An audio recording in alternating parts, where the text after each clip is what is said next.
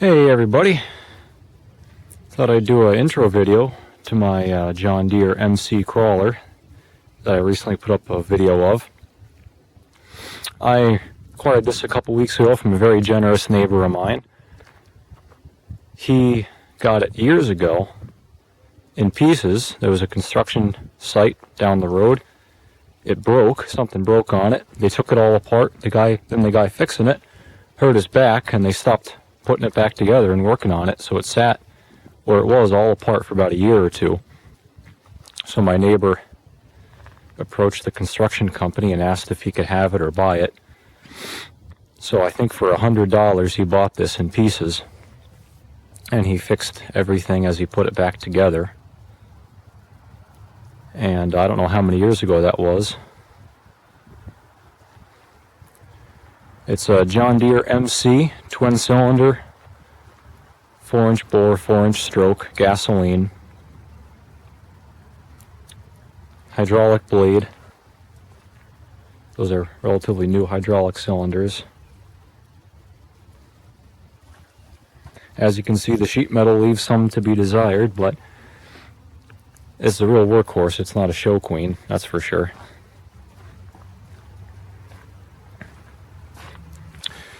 It has a swinging drawbar and a PTO.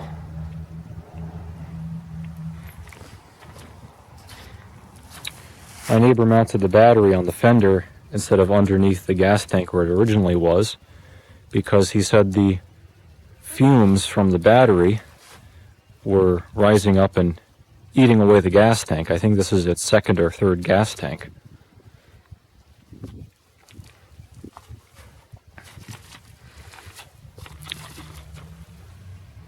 "12-volt generator system.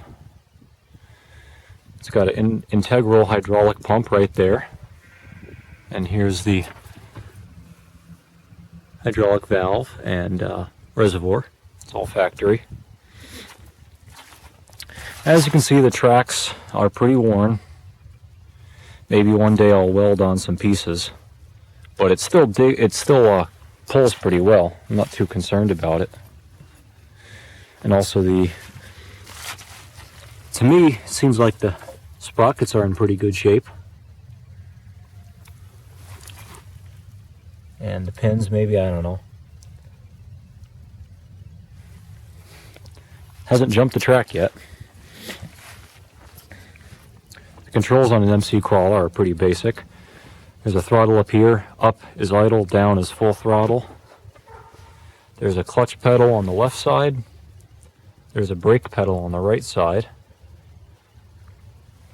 There's the hydraulic lever for the blade. And then there's two steering clutches. Pull it back a little bit to disengage the clutch, then pull it back even further to engage the brake.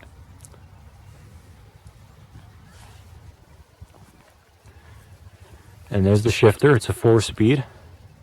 I made a bigger boot for it and gooped it up with some black RTV because the transmission had some water in it. There's a non-functioning water temperature gauge. There's an ammeter, which I'm not entirely sure if that works either.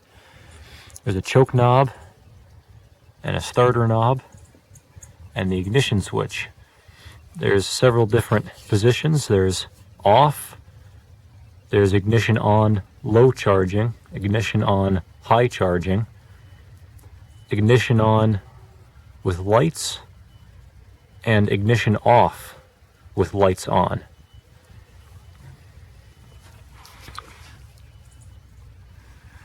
Let's see, serial number 19143. I don't know what year that makes it.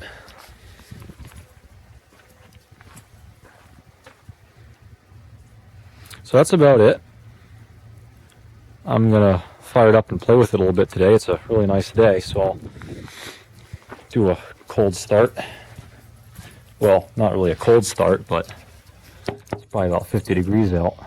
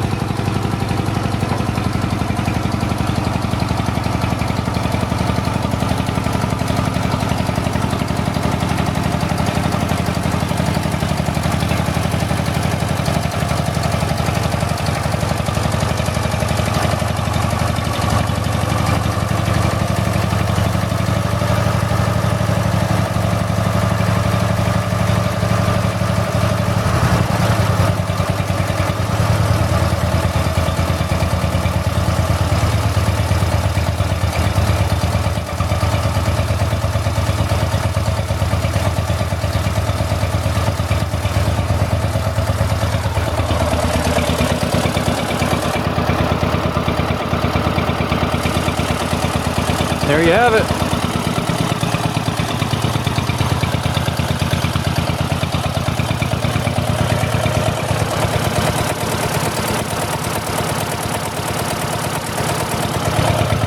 Even at night, the oil pressure is nice and high.